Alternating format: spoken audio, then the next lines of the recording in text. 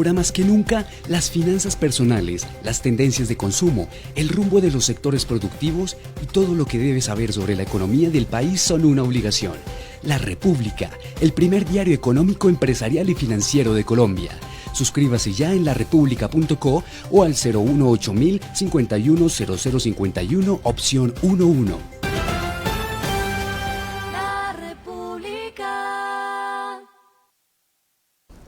Bienvenidos a un nuevo Ensayo LR. Le damos los buenos días a todos los lectores que a esta hora se conectan con nosotros para tener una grata conversación hoy con el presidente de Cerro Matorzo, el señor Ricardo Gaviria. Bienvenido. Muchas gracias. Gracias por la invitación y gracias a todo el equipo de la República de estar acá. Y bueno, de nuevo, otra vez estamos aquí en esta nueva sede. Los felicito porque bien bonita. Antes de comenzar con las preguntas, vamos a dar un breve perfil. El señor Gaviria es ingeniero civil de la Universidad Javeriana, estuvo vinculado por más de 25 años a Intercor, inicialmente filial de ExxonMobil. Fue asesor de ingeniería de Exxon Coal and Minerals Company. En 2001 viajó a Bélgica como gerente de mercadeo de carbón. En 2003 fue gerente en mercadeo y luego vicepresidente de mercadeo de carbón de la recién creada CMC. En 2010 vuelve a Colombia y asume la presidencia de MPX Colombia. En 2011 presidió Minas Paz del Río, fue presidente del Consejo Directivo del sector de minería a gran escala, logrando la unificación de los 3 gremios mineros. En 2013 asumió la presidencia de Cerro Matorzo y es por eso que lo tenemos aquí en la Casa de la República para hablar principalmente. Vamos a comenzar con la primera pregunta. Usted mañana me acaba de decir que cumple 8 años al frente de Cerro Matorzo y queríamos preguntarle, en toda esta experiencia que usted ha acumulado al frente de esta importante minera, si 2020 y 2021 han sido los años más difíciles de la compañía por cuenta de la pandemia. Sí, precisamente mañana cumplo 8 años con Cerro Matorzo, qué coincidencia. Yo creo que todos los momentos tienen sus dificultades. Yo creo que unos momentos difíciles nuestros, en el año, precisamente en el 2013, en el año que yo entré por allá en octubre, tuvimos unas protestas de los indígenas, de los afros, en la operación, que prácticamente bloquearon la operación por un mes. Esos fueron unos momentos difíciles, yo no había llegado, yo creo que eso nos llevó a manejar de una manera diferente nuestras relaciones con las comunidades, y yo creo que sobre eso podemos hablar después. Tuvimos otros momentos complejos cuando los precios se nos fueron al suelo, que fue por ahí en el año 2014 o 2015, nos tocó pues reordenar una cantidad de cosas en la casa por un mes. Eso fue unos momentos difíciles, yo no había llegado, yo creo que eso nos llevó a manejar de una manera diferente nuestras relaciones con las comunidades. Yo creo que sobre eso podemos hablar después. Tuvimos otros momentos complejos cuando los precios se nos fueron al suelo, que fue por ahí en el año 2014 o 2015. Y bueno, esos son momentos. Y la pandemia pues fue una cantidad de cosas en un reto tremendo, pero casa nos sentimos orgullosos de una de las más operaciones a pesar de la pandemia en marzo del año pasado, de una manera diferente en relaciones con las comunidades. Yo creo que sobre eso podemos hablar. Consideramos que teníamos otros momentos complejos cuando los precios de los fueron al suelo, que fue en el año 2014, 2015. Bueno, esos momentos. Y la pandemia pues fue una cantidad de cosas en un reto tremendo, casa, nos sentimos orgullosos. Estamos a la tribuna de la operaciones a pesar de la pandemia en marzo del año pasado, de una manera diferente operando con las comunidades. Yo creo que sobre eso podemos hablar. Y además que teníamos otros momentos complejos cuando los operamos fueron al suelo de diciembre del año pasado, 2015. Bueno, en ese momento, y la pandemia pues era una cantidad de cosas en un reto tremendo, casa, licencia, meses, estamos a la tribuna de la pandemia más, de una manera difícil. Uno de los mayores efectos de la pandemia del COVID-19 en las compañías fue el tema laboral, el tema de empleo. Cerro Matorzo conservó sus empleos y no se manejó la estrategia. Bueno, en ese momento, la pandemia, todos los empleos, o sea, nosotros en ningún momento consideramos reducir empleos porque la operación seguía. Y tan es así, te cuento, cuando hicimos esta reparación mayor de la línea 2 en octubre, noviembre y diciembre, en pleno COVID, sin vacunas, tuvimos 2.500 contratistas.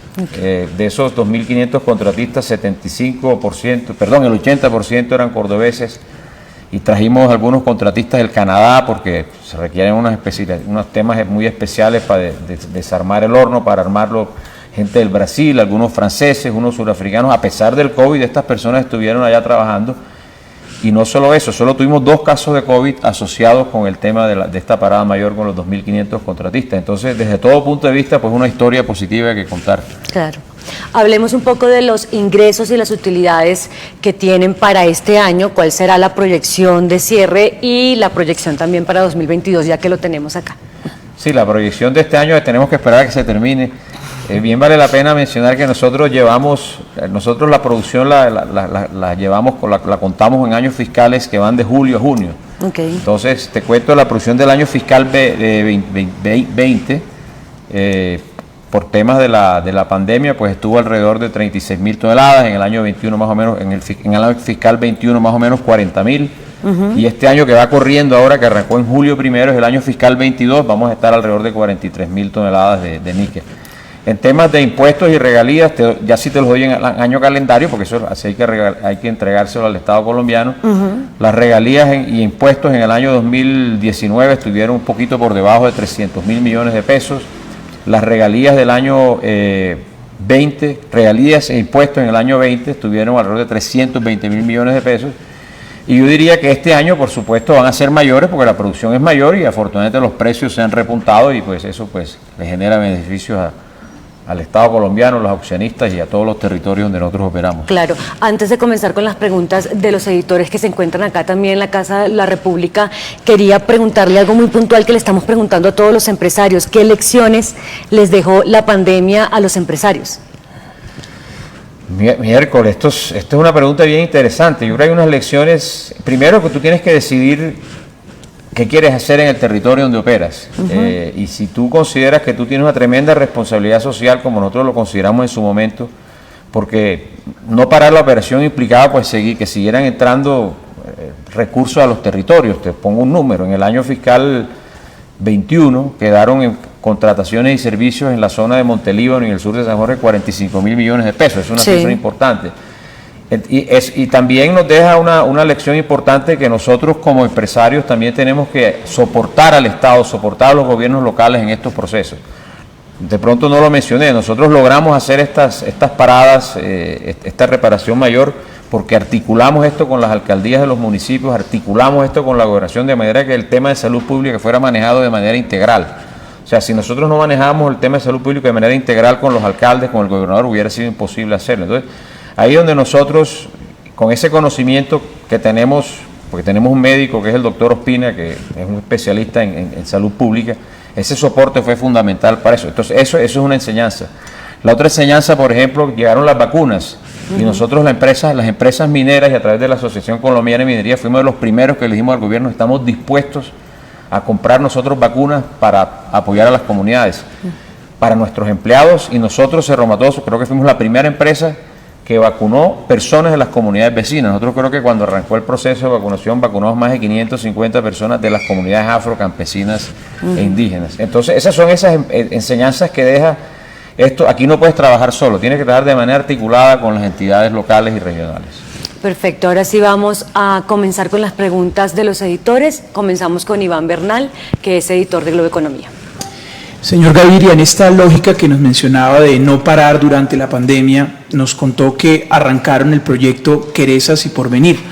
Cuéntenos un poco sobre este proyecto en términos de producción, qué les ha significado en este tiempo y bueno, también en términos de pronto de relación con las comunidades. Sí, yo creo que el proyecto de Querezas y Porvenir es un ejemplo de que las cosas hay que empezarlas a hacer desde el principio.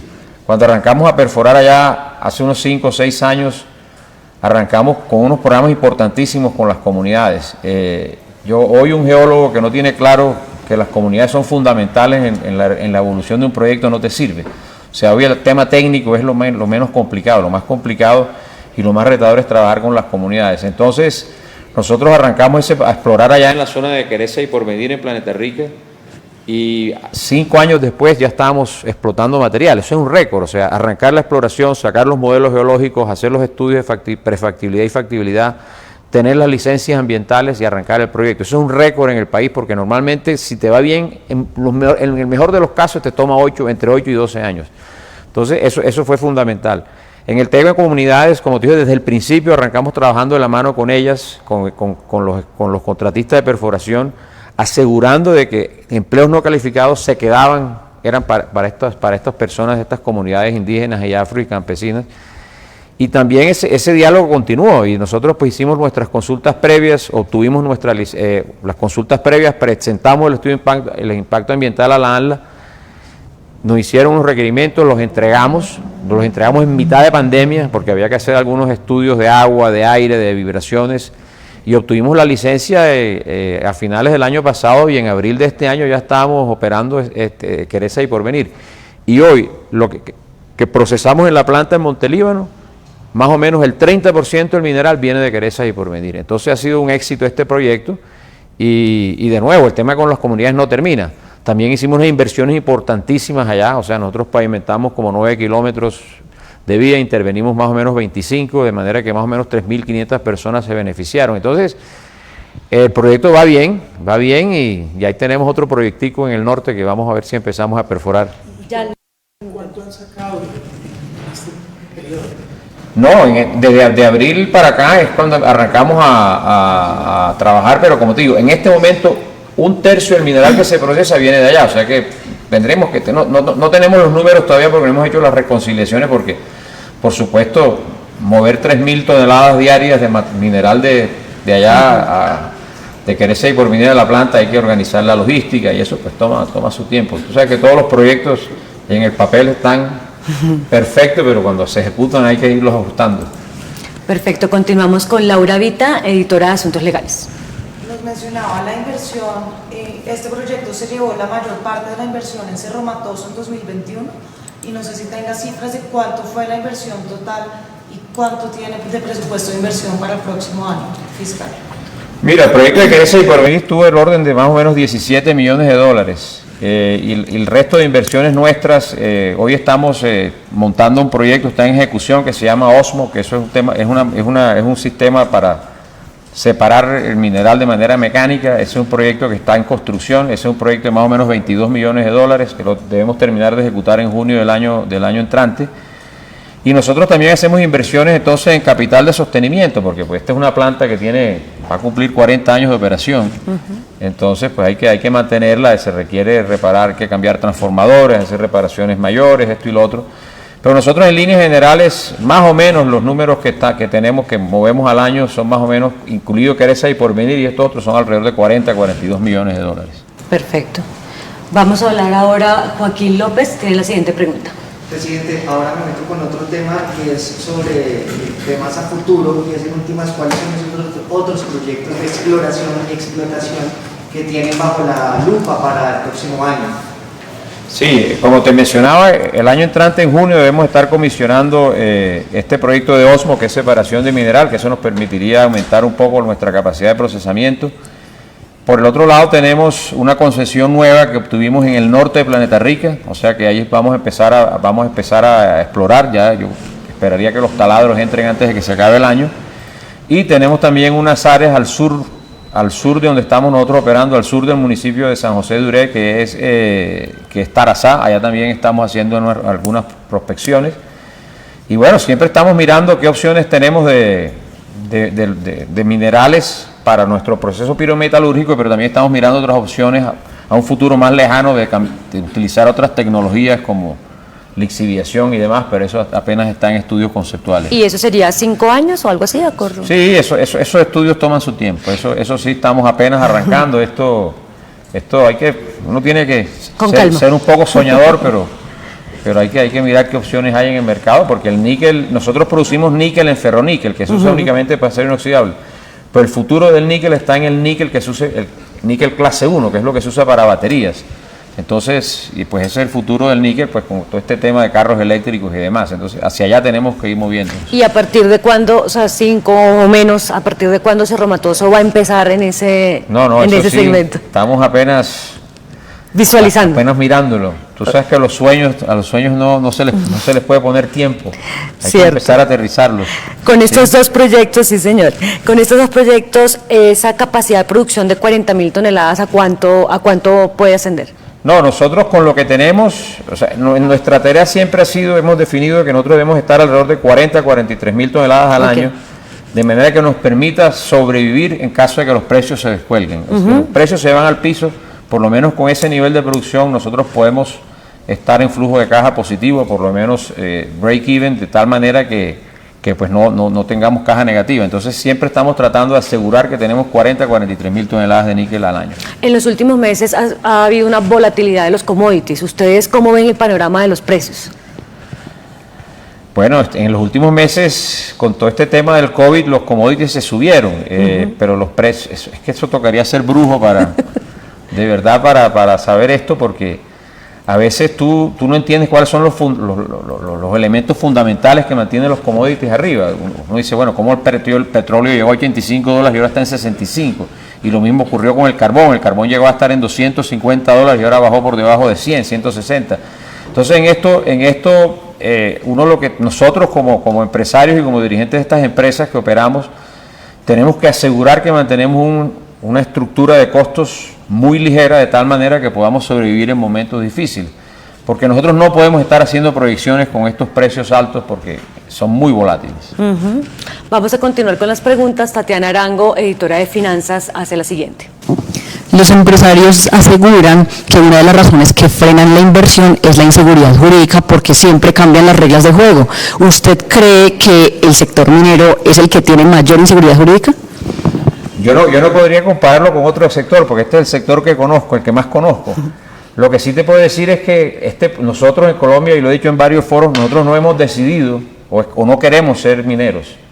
Cuando uno mira a Colombia, lo que le genera la minería en el PIB es menos del 2%, pero cuando tú ves países como Australia, como Chile, como el Canadá, la minería representa más del 10% del PIB minero. En Chile el solo cobre representa casi el 11,5% del PIB minero. Entonces, primero, no hemos decidido ser un país minero.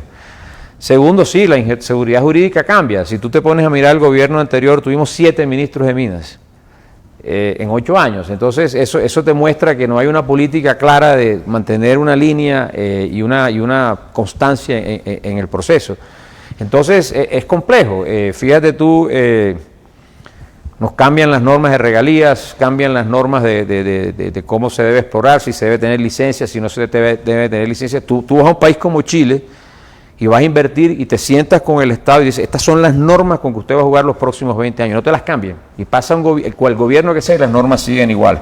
Entonces, en ese orden de ideas, nosotros sí tenemos un problema complejo y yo diría mejor una oportunidad. O sea, nosotros aquí tenemos cobre y el cobre es el futuro petróleo y lo hemos dicho en 1000 foros y no hemos logrado sacar adelante un proyecto nuevo de cobre.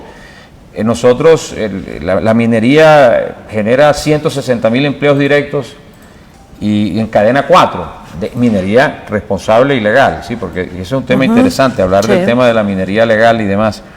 Entonces, definitivamente, mientras no decidamos ser un país minero, siempre vamos a tener esta inseguridad porque no hay una decisión clara de dónde queremos llegar con el negocio minero. ¿Cuáles son los frentes que están, ahorita que estamos hablando de minería ilegal, estamos hablando de inseguridad jurídica, qué otros frentes y retos tienen que enfrentar los empresarios mineros?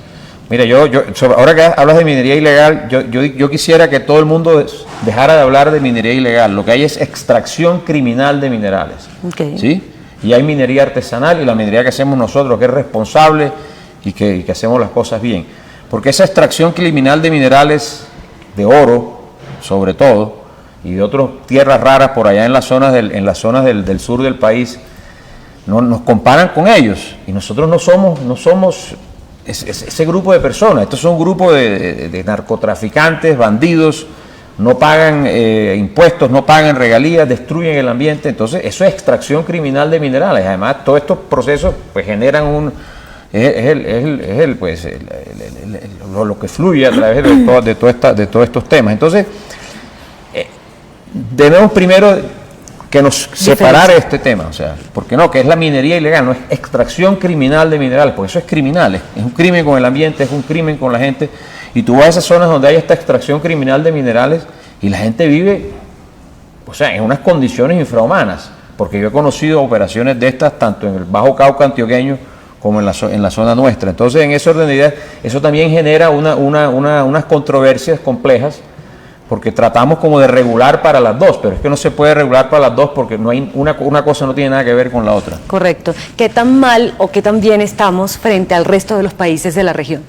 No, o sea, te pongo un ejemplo. El año pasado nosotros fuimos el 7º país en tener inversiones de exploración en Latinoamérica. O sea, países como Ecuador, Perú, Argentina, Brasil, México, tuvieron mucho más inversiones en exploración minera que nosotros. Entonces, eso lo que te muestra es que definitivamente nosotros, para las corporaciones grandes, no estamos en los top 5 de ir a explorar minerales. Fíjate tú, por ejemplo, Panamá tiene hoy una industria, un proyecto, montó un proyecto de cobre enorme de $8.000 millones.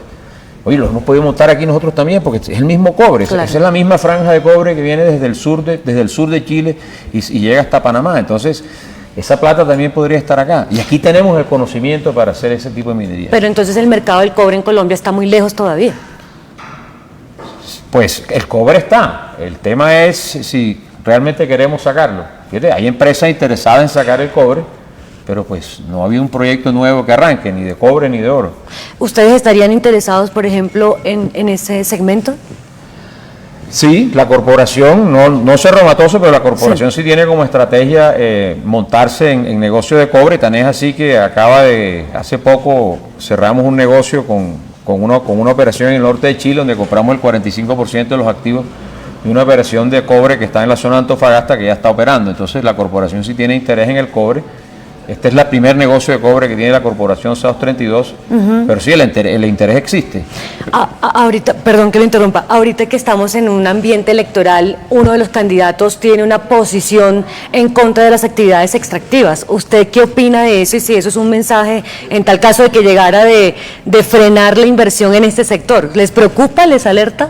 No, yo creo que en este tema de frenar la exploración es dejar unos recursos enterrados en el suelo colombiano, donde se podrían aprovechar pues para mejorar la vida de los colombianos, que muchos necesitan eso. Entonces, si nosotros no hacemos minería, pues otro la hace. O sea, los teléfonos requieren minería, todo lo que aquí, todos estos vidrios, hacer los ladrillos, o sea, todo requiere minería. Entonces, si nosotros no hacemos la minería, otro la hace. Otro país saca el cobre, lo sacan en el Perú, lo sacan en el Ecuador, lo sacan en Chile, lo sacan en Panamá o en el Congo o en Sudáfrica. Entonces pues se van a otra parte. Entonces esa plata, pues esos recursos se quedan ahí y yo creo que si uno mira Australia se desarrolló con la minería. Hoy el PIB de Australia relacionado con la minería está más o menos del 12-14%, pero llegó a estar en 24%. Eso fue lo que dinamizó la economía australiana hace unos 30-40 años. Para cerrar este bloque ya de preguntas, ¿qué le pediría usted al nuevo gobierno para mantener la estabilidad en el sector minero? Mira, yo creo que primero decidir ser un país minero. Segundo, no tenerle miedo a hablar bien de la minería, porque resulta que hablar bien de la minería es impopular, te quita popularidad. Entonces uno no tiene que tenerle miedo a perder popularidad por estar convencido de que algo es positivo. Entonces, en ese orden de ideas, yo diría que hay que hablar abiertamente de que esto es bueno, de que esto es positivo, pero de nuevo, tenemos que diferenciar entre la minería que hacemos nosotros, que la hacemos responsablemente y bien hecha, versus esa extracción criminal de minerales. Y esto es un mensaje para los medios también. No hablemos de minería ilegal, porque minería bien hecha es la legal, la que hacemos nosotros. Lo otro es criminal. Perfecto. Vamos a continuar con las preguntas. Narciso de la Hoz, editor de Economía. Gracias, Vanessa. Señor Gaviria, ¿ya se resolvió el tema de South 32 y la solicitud de arbitraje ante el Centro Internacional de Solución de Controversias del Banco Mundial?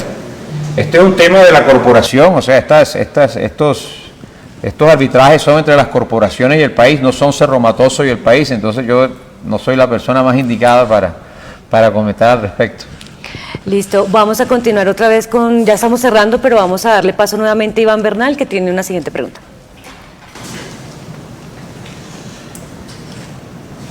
Sí, justamente mencionaba la importancia, la relevancia que tiene el níquel para ciertos productos que se están disparando en el mercado en este momento. Estamos viendo que hay una crisis global con el tema de chips y semiconductores, y también se habla de su importancia para la construcción de proyectos de energía renovable no convencional.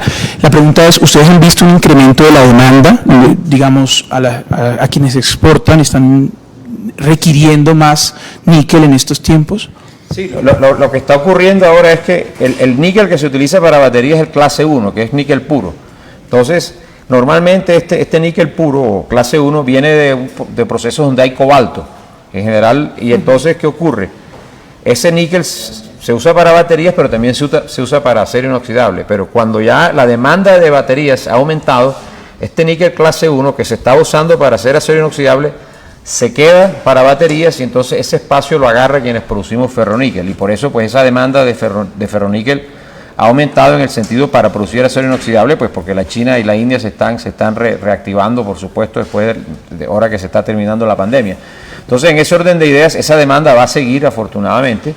Y lo que tú mencionas para el tema de paneles solares, pues hay otros minerales que se necesitan, como cobre y demás. Entonces, cuando hablamos de renovación energética y demás, hay que pensar en el cobre, y hay que sacar el cobre. Y si el cobre está en el país, pues saquémoslo, si no lo sacan otros.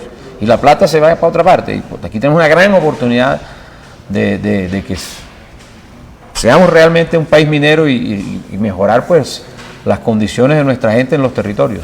La República está a punto de publicar la encuesta que siempre hacemos todos los años a los funcionarios y ministros del gobierno. ¿Usted qué calificación le daría al ministro de Minas y Energía? No, yo no soy el indicado para dar calificaciones, nunca lo he hecho. Con el ministro hemos tenido muy buenas relaciones porque nos ha apoyado y también nos ha acompañado en iniciativas interesantes que tienen que ver con el tema ambiental. Nosotros hicimos el lanzamiento de buses eléctricos. Nosotros somos la primera empresa minera del país que mueve su gente en buses eléctricos y en eso nos ha acompañado el ministro. Entonces, en ese sentido, pues tenemos un respaldo tremendo de su parte. Y así para cerrar, queríamos preguntarle por la operación sostenible que está emprendiendo Cerro Matoso, no solo en el tema ambiental, sino también social, y queríamos que nos explicara, parte de ese concepto de ser unos mineros responsables, qué son las estrategias o cuáles son las que se están aplicando. Mira, de eso nos sentimos súper orgullosos. Nosotros, como te lo mencionaba al principio de la conversación, por allá en octubre del 2013 tuvimos unos bloqueos de comunidades indígenas, afrocampesinas, y eso nos hizo replantear la forma cómo trabajar con estas comunidades. Ellos son nuestros vecinos. Arrancamos a tener un diálogo plano, horizontal, persona a persona, y fíjate tú, hace más o menos un mes celebramos con estas comunidades afrocampesinas 8 años de estar trabajando juntos sin ninguna interrupción en estos relacionadas pues con algún conflicto con ellos. Yo creo que somos una de las pocas empresas que está en este negocio extractivo que lleva 8 años sin tener interrupciones ni de comunidades afro, ni de comunidades campesinas, ni de comunidades indígenas. También, a raíz de la tutela del año 2018, nosotros hicimos consultas previas para tener una nueva licencia ambiental que nos las entregaron el año pasado, este año nos las entregaron, y hicimos todas estas consultas previas con comunidades afroindígenas, proceso de socialización con comunidades campesinas, obtuvimos la nueva licencia y esto nos ayudó a integrarnos de mejor manera con nuestras comunidades y hoy somos un ejemplo en el país. O sea, nosotros creo que en los últimos años hemos hecho más de 25 o 35 consultas previas de manera exitosa y no le tenemos ningún temor a eso, simplemente nos parece que además fortalece la relación y nos pavimenta el camino por unas buenas relaciones a futuro. Entonces, de verdad que nos sentimos orgullosos de eso, porque celebramos esto con los indígenas y con los afros, y la otra semana vamos a hacer una celebración similar con las comunidades campesinas. Muy bien, ya ahora sí para cerrar, la consulta previa ha sido cuestionada, hay unos que los aman y otros que las detestan. ¿Cuál cree usted que es la figura ideal para avanzar en proyectos mineros en Colombia y si efectivamente esto entorpece la efectividad de los proyectos y la puesta en ejecución? Mira, esta es una pregunta interesante. Es que con el tema de muchos de quienes manejamos estas empresas somos ingenieros, entonces pretendemos que las cosas se manejen como se manejan en ingeniería. Sí. Uno con los temas de relacionamiento tiene que dejar la ingeniería a un lado. Entonces con el tema de las consultas previas tú no puedes pretender que eso tenga unos pasos absolutamente precisos, A, B, C, D, como si fuera un proyecto de construcción de algo. Porque todas las comunidades son diferentes. Tú no puedes decir, las comunidades afro son diferentes a las comunidades guayú, las guayú son diferentes a las comunidades allá por las zonas del Putumayo, las comunidades zenúe son totalmente diferentes a las comunidades que tú te encuentras allá en Nariño y Cauca. Entonces, sí, hay que tener un marco conceptual de trabajo, pero no se puede diseñar un proceso con una mentalidad de ingeniero porque cada grupo es diferente. la cosmovisión de cada grupo es diferente y eso hay que tenerlo. No se puede satanizar la consulta previa. No, a nosotros nos ha funcionado, somos un tremendo ejemplo de que eso lo que nos ha servido es para consolidar nuestras relaciones y además definir unas rutas claras de cómo trabajar hasta el futuro. Pues señor Gaviria, muchísimas gracias por haber venido hasta la Casa de la República. A ustedes muchísimas gracias y que tengan una feliz Navidad. Igualmente para usted, a todos nuestros lectores, muchas gracias por habernos acompañado. Nos vemos en un próximo Insight.